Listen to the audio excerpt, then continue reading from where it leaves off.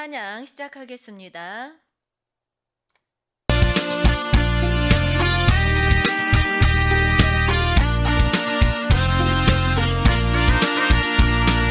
나의 등 뒤에서 나를 도우시는 주, 나의 인생길에서 지치고 고나여 매일처럼 주저앉고 싶을 때 나를 밀어주시네.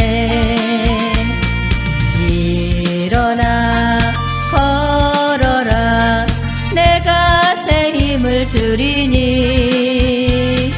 일어나 너 걸어라, 내 너를 도우리. 나의 등 뒤에서 나를 도우시는 주, 평안히 길을 갈 땐 보이지 않아도 지치고 고나여 넘어질 때면 다가와 손 내미시네. 일어나 걸어라, 내가 새 힘을 주리니. 일어나 너 걸어라, 내 너를 도우리.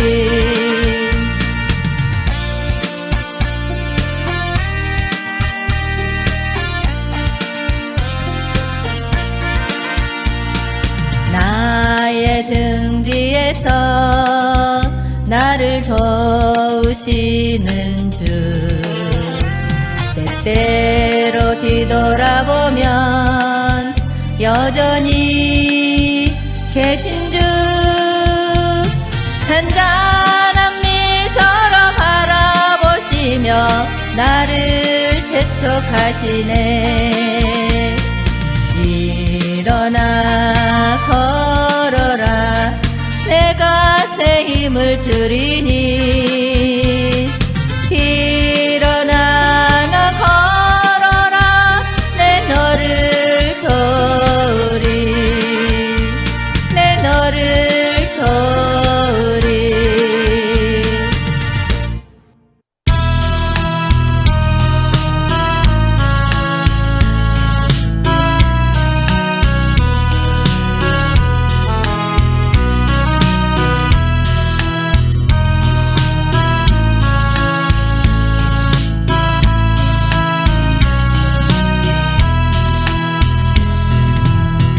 사랑하는 나의 아버지, 이름 높여드립니다. 주의 나라 찬양 속에 임하시니 능력에 주께 찬송하네.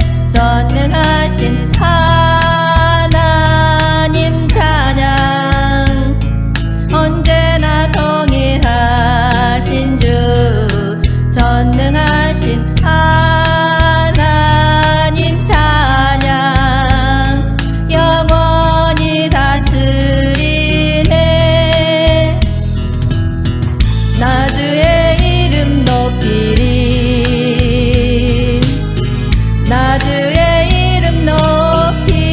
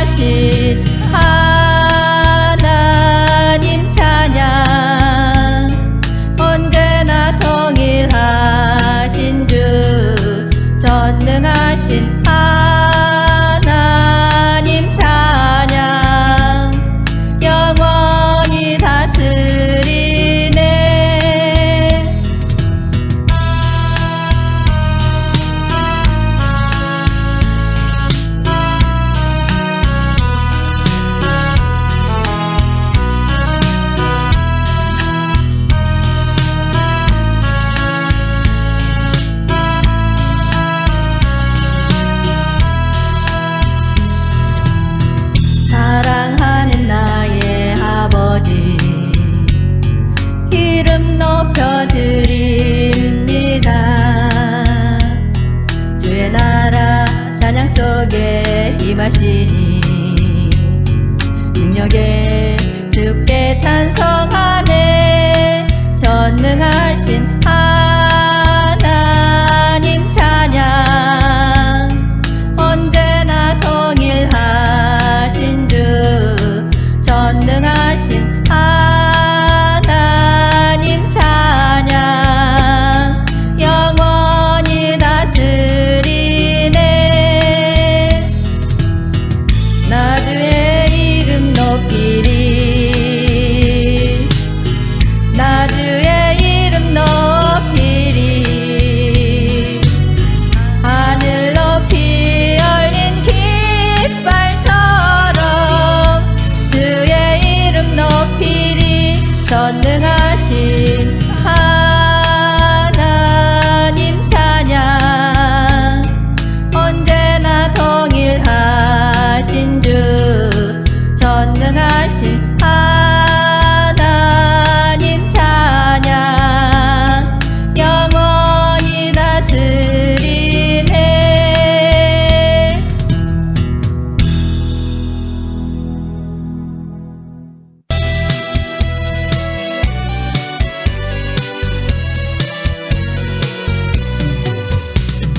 사막에 샘이 넘쳐 흐르리라.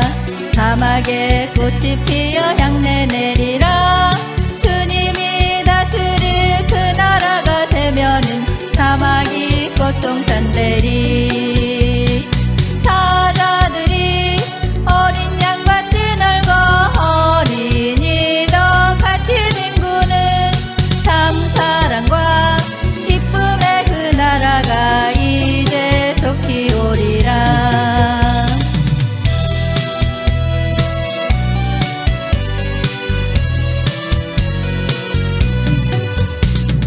사막에 숲이 우거지리라.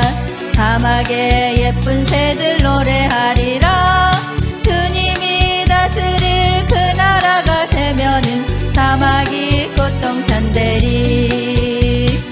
턱사굴에 어린이가 손 넣고 장난쳐도 물지 않는 참 사랑과 기쁨의 그 나라가 이제 속히 오리라. 예배가 시작되기 전에 먼저 구호를 외치겠습니다. 주님 오시옵소서. 한정되는 훈련하라. 전국 복음 전파하라. 회복하라. 새 예루살렘 이룩하라. 사도신경 하심으로 예배를 시작하겠습니다. 전능하사 천지를 만드신 하나님 아버지를 내가 믿사오며 그 외아들 우리 주 예수 그리스도를 믿사오니 이는 성령으로 잉태하사 동정녀 마리아에게 나시고 본디오 빌라도에게 고난을 받으사 십자가에 못 박혀 죽으시고 장사한 지 사흘 만에 죽은 자 가운데서 다시 살아나시며 하늘에 오르사 전능하신 하나님 우편에 앉아 계시다가 거기로부터 산 자와 죽은 자를 심판하러 오시리라. 성령을 믿사오며 거룩한 공교회와 성도가 서로 교통하는 것과 죄를 사하여 주시는 것과 몸이 다시 사는 것과 영원히 사는 것을 믿사옵나이다. 아멘. 기도하겠습니다. 주님, 이 시간 성령의 징계에 관한 말씀을 나누려고 합니다. 주님의 말씀으로 우리의 영혼을 돌아보게 하시고 성령의 교훈을 받아들이는 마음을 우리에게 주시기를 간구합니다. 이 세상의 시험과 어려움 가운데에서도 주님의 지혜로 인도받아 성장하게 하옵소서. 감사합니다. 예수님 이름으로 기도하였습니다. 아멘. 오늘 은혜 받을 말씀은 히브리서 12장 5에서 6절 말씀입니다. 또 아들들에게 권하는 것 같이 너희에게 권면하신 말씀도 잊었도다. 일러스되 내 아들아 주의 징계하심을 경히 여기지 말며 그에게 꾸지람을 받을 때에 낙심하지 말라. 주께서 그 사랑하시는 자를 징계하시고 그가 받아들이시는 아들마다 채찍질하심이라. 아멘. 오늘은 성령의 징계를 받아들이라 라는 주제로 함께 은혜를 나누도록 하겠습니다. 많은 성도들이 하나님의 징계와 허락하신 고통에 대해서 이해하지 못하고 있습니다. 이로 인해 그들은 하나님을 원망하며 진정한 복음의 삶에서 멀어지고 있는 것이 현실입니다. 우리가 성령의 징계를 받아들이지 않을 때 우리는 영적으로 무감각해지고 하나님의 뜻을 제대로 이해하지 못하는 상태에 놓일 수 있습니다. 많은 사람들은 자신의 어려움과 고통을 경험할 때 이는 종종 그들이 여전히 어떤 제약이나 부정적인 상황에서 벗어나지 않은 채 살아가고 있다는 것을 동의합니다. 이런 상황에서 우리는 종종 우리 자신의 행동과 선택에 대해 생각하게 됩니다. 하지만 영적으로 무감각한 상태에서는 우리가 어떻게 하나님의 징계를 받아들여야 할지를 깨닫기 힘들어집니다. 우리는 죄와의 싸움에서 벗어날 힘이나 방법을 찾기 어려워지는 것입니다. 그러나 이런 어려움 순간에 우리는 하나님이 주신 징계를 통해서 돌아보아야 합니다. 하나님의 징계는 우리에게 주어진 특별한 교육이며 우리가 더 성숙하게 되도록 이끄는 지침입니다.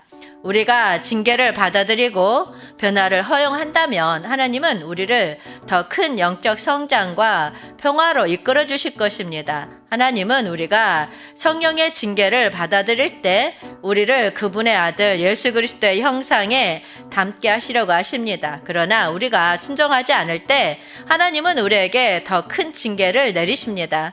이는 하나님의 사랑과 옳은 길로 이끌고 성장시키기 위한 것임을 알려줍니다.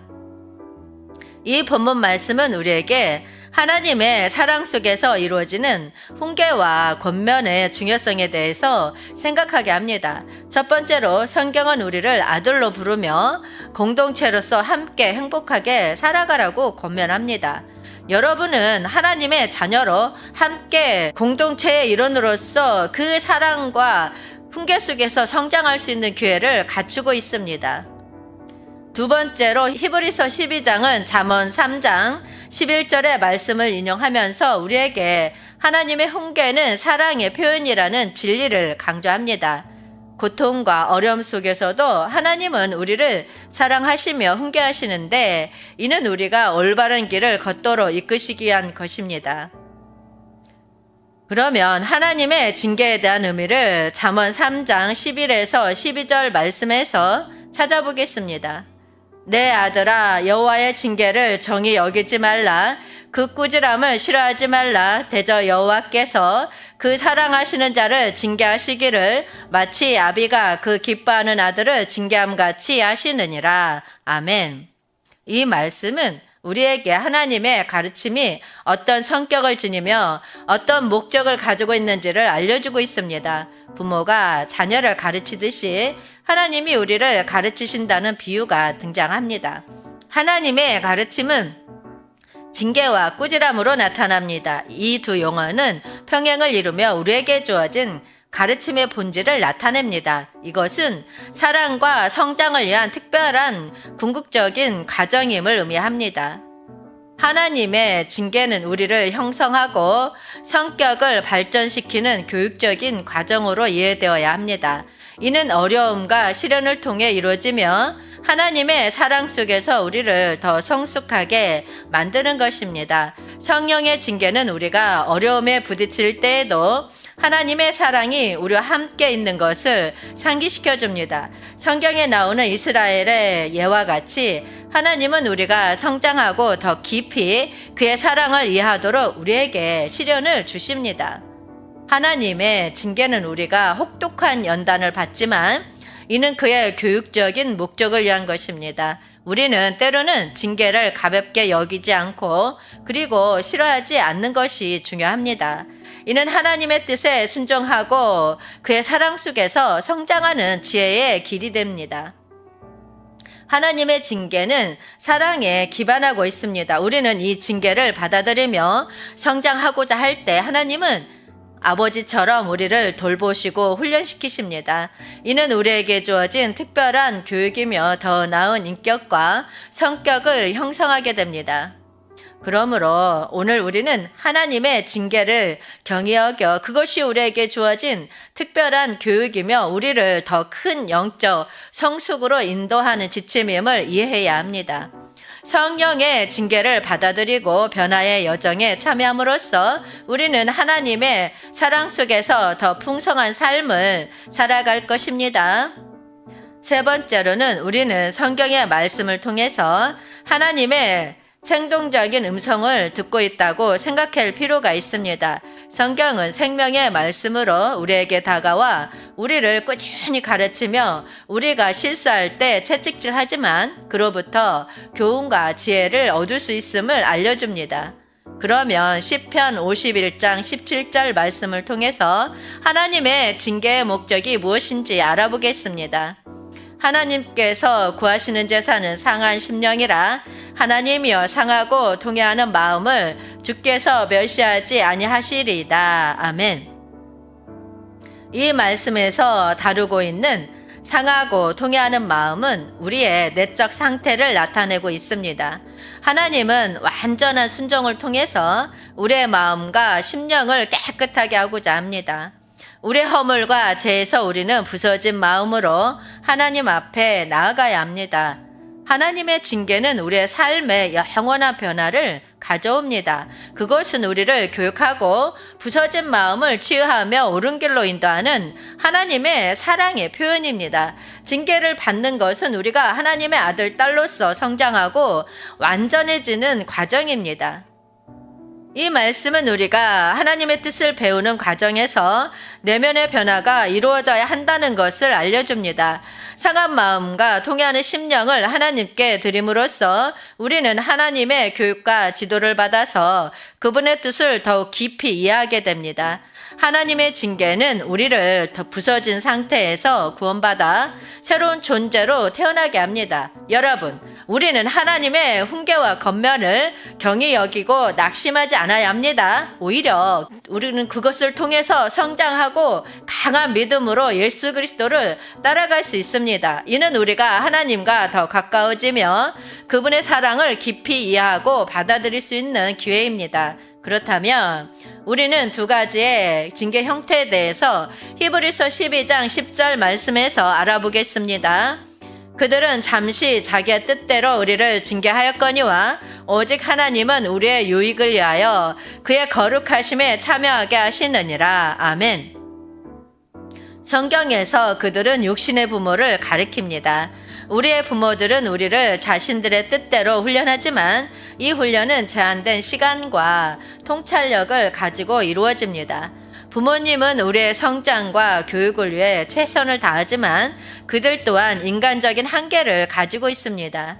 우리는 여기서 잠깐 예어를 한번 살펴보겠습니다. 어느 바닷가 조그만 마을에 한 어린 소년이 살고 있었습니다. 소년은 날마다 바닷가에 나가서 놀았습니다. 그런데 어느 날 소년은 물새알을 발견해서 그것을 양쪽 호주머니에 넣고 얼른 집에 돌아와 부모님께 보였습니다. 소년의 어머님은 아무 말 없이 물새알을 맛있게 요리해 주었습니다. 다음 날도 소년은 바닷가에 나갔지만 이제는 노는 것에 더 이상 관심이 없고 하루 종일 물새알을 찾아 헤맸습니다. 하루는 물새알을 못 주어 힘이 없이 집으로 돌아가는데 어느 집에서 꼬꼬댁 하는 소리가 들렸습니다. 가까이 가보니 암탉이 알을 낳고 있는 소리였습니다. 소녀는 물살 대신 이번에는 달걀을 갖고 돌아왔습니다. 어머니는 또 말없이 그것을 요리해 주었습니다. 다음 날부터 소녀는 바닷가로 나가는 대신 누구네 닭이 알을 낳는지를 살폈고 그렇게 시작된 소년의 도둑질 버릇은 어른이 되면서 점점 더 대담해지고 규모가 커져 결국 교수대에 매달리게 되었습니다. 사형이 집행되게 진 그는 울고 있는 어머니에게 이렇게 말했습니다. 어머니, 제가 어린 시절 물새알이나 달걀을 가져왔을 때 저를 훈계하셨더라면 이렇게까지 되지 않았을는지도 모릅니다. 당신은 당신의 자녀를 하나님께 드렸습니까? 아니면 당신이 소유하고 있습니까? 이 비유를 통해 우리는 자녀들을 하나님에게 드리는 중요성을 깨달을 수 있습니다. 우리가 그들을 하나님의 소유로 여기지 않고 자기 소유로 취급하면 그들은 탐욕과 함께 하나님으로부터 멀어져 갈 수 있습니다. 성령의 징계는 우리에게 하나님의 지혜와 교훈을 제공합니다. 어린 소년의 어머니가 처음에 물살에 대해 더 깊은 이해를 가지고 있었다면 아마도 소년은 다른 길을 선택했을지도 모릅니다. 하나님에게 자녀를 드리고 성령의 징계를 받아들이는 것은 우리의 삶에 하나님의 지혜와 사랑을 끊임없이 주입받는 것입니다. 이러한 교훈을 통해 우리는 탐욕과 자기 중심적인 욕망에 빠지지 않고 하나님과 더 가까워질 수 있습니다. 그리고 이는 영적으로 풍요로운 삶을 살게 해줄 것입니다. 반면에 하나님의 훈련은 제한되지 않는 시간과 궁극적인 통찰력에 기반합니다. 하나님은 우리의 모든 행동과 마음을 완전히 이해하시며 우리의 유익을 위해 훈련합니다. 그분은 우리를 세상의 부패와 정욕에서 벗어나 하나님의 거룩함에 참여하도록 이끕니다. 이 유익은 하나님의 거룩함에 참여하여 세상의 영향에서 벗어나 하나님의 성품과 권능을 경험하게 됨을 의미합니다. 우리가 부모의 훈련을 받을 때와는 달리 하나님의 훈련은 영적인 성장과 깨달음을 가져다 줍니다. 오늘 우리는 성경에서 언급된 두 가지 징계 형태의 일시적인 징계와 지속적인 징계를 살펴보았습니다. 이들은 우리의 영혼을 다르게 영향을 미치지만 지속적인 징계가 영혼의 깊은 변화를 가져다주는 중요한 역할을 한다는 것을 알 수 있습니다. 우리는 하나님의 지속적인 훈련을 받아들여 그분의 뜻을 깊이 이해하고 성장함으로써 영원한 변화를 경험하고자 합니다. 이처럼 성령이 훈련을 받아들이는 자세가 있습니다. 하나님의 손 아래에서 겸손한 삶은 우리가 자신의 한계를 이해하고 하나님의 권능과 그의 겸손한 마음으로 사는 것입니다. 우리는 스스로 높아지려고 하지 않고 오히려 하나님의 크신 손에 맡겨 겸손한 자세로 살아갑니다. 베드로전서 5장 6절 말씀 보겠습니다. 그러므로 하나님의 능하신 손 아래에서 겸손하라. 때가 되면 너희를 높이시리라. 아멘. 하나님의 능하신 손 아래에서 겸손하다는 것은 굴복하는 것과 연결되어 있습니다. 우리는 하나님의 나라를 선포하며 주를 모시고 그의 뜻에 굴복하는 삶을 살아가야 합니다. 굴복은 하나님 앞에서 겸손한 마음을 표현하는 중요한 행동입니다.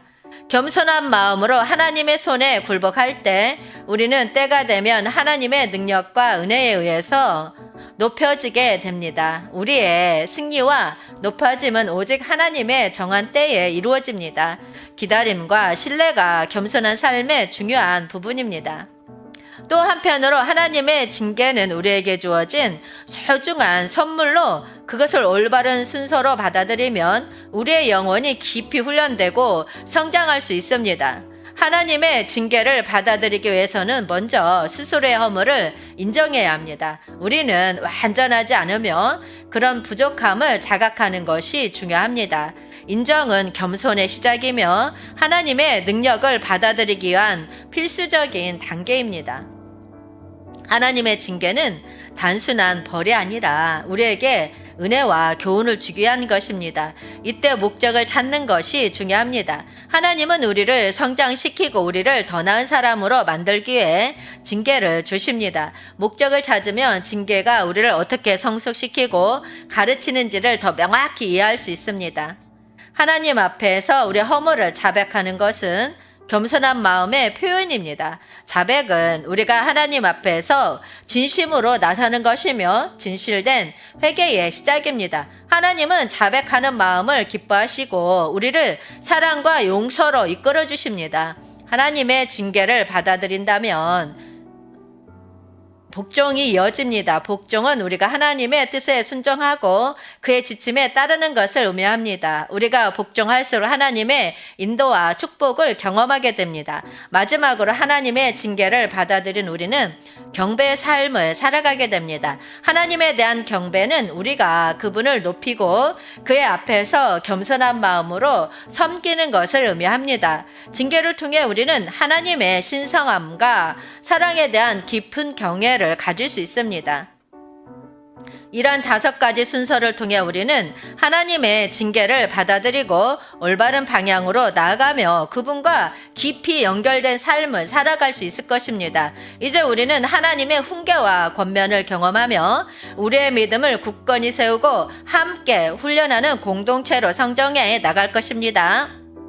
그리스도 안에서 우리는 하나님의 사랑과 훈계에 항상 감사하며 응답할 것입니다. 이로써 우리는 성령의 징계가 어떻게 시련과 시험을 통해서 교훈을 주고 그 결과로 어떤 변화를 가져오는지를 살펴보겠습니다.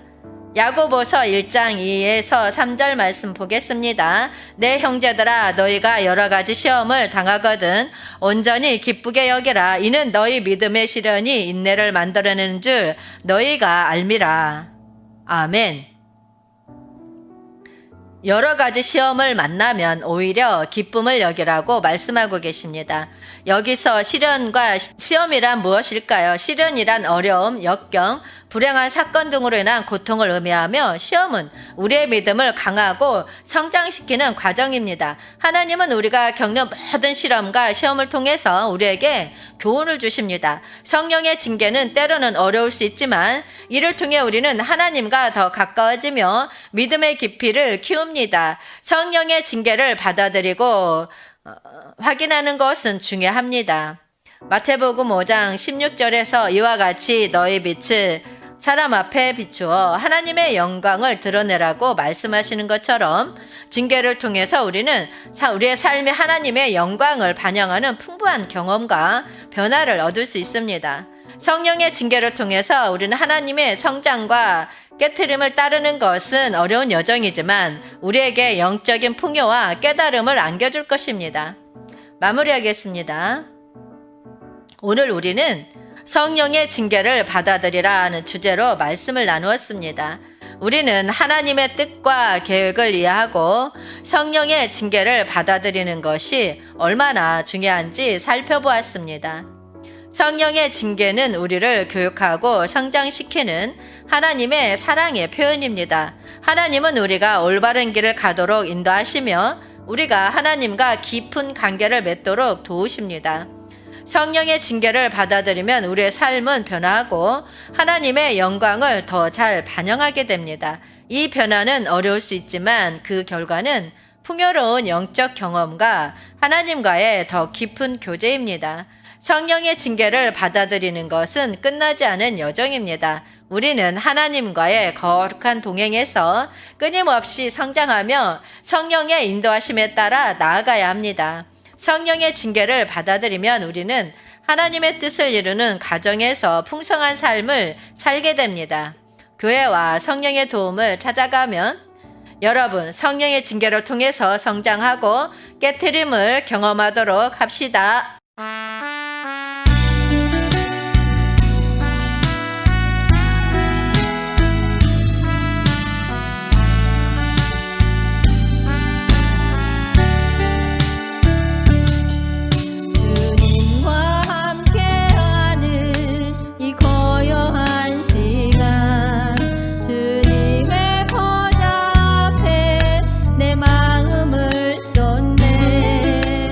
모든 것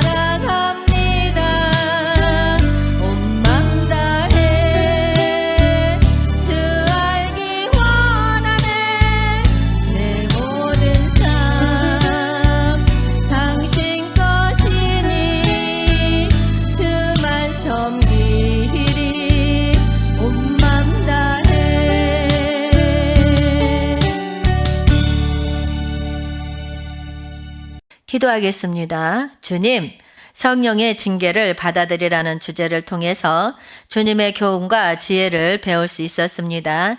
주의 성령으로 인도받고 성장함에 감사드리며 주님의 말씀이 우리의 삶에 깊은 영향을 미치게 하옵소서. 주의 교훈을 통해서 변화함으로써 주님의 영광이 우리의 삶에서 드러날 수 있도록 도와주옵소서. 감사합니다. 예수님 이름으로 기도하였습니다. 아멘. 주기도문으로 예배를 마치겠습니다. 하늘에 계신 우리 아버지여, 이름이 거룩히 여김을 받으시오며 나라가 임하시오며 뜻이 하늘에서 이루어진 것 같이 땅에서도 이루어지이다. 오늘 우리에게 일용할 양식을 주시옵고 우리가 우리에게 죄 지은 자를 사하여 준 것 같이 우리 죄를 사하여 주시옵고 우리를 시험에 들게 하지 마시옵고 다만 악에서 구하시옵소서. 나라와 권세와 영광이 아버지께 영원히 있사옵나이다. 아멘. 간구하겠습니다. 빛의 사자들 동아리를 위해서 많은 중보기도 부탁드립니다. 죄 삼창하고 통성으로 기도하시다가 돌아가시겠습니다.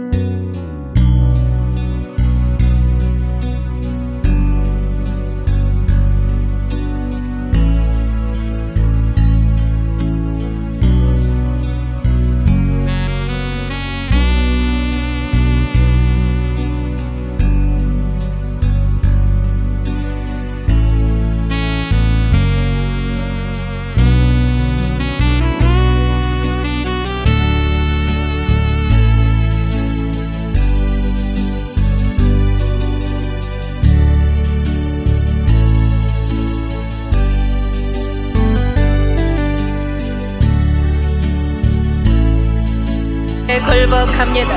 성령께 굴복합니다. 성령께 굴복합니다. 성령께 굴복합니다. 성령께 굴복합니다. 성령께 굴복합니다. 성령께 굴복합니다. 성령께 굴복합니다. 성령께 굴복합니다. 성령께 굴복합니다. 성령께 굴복합니다. 성령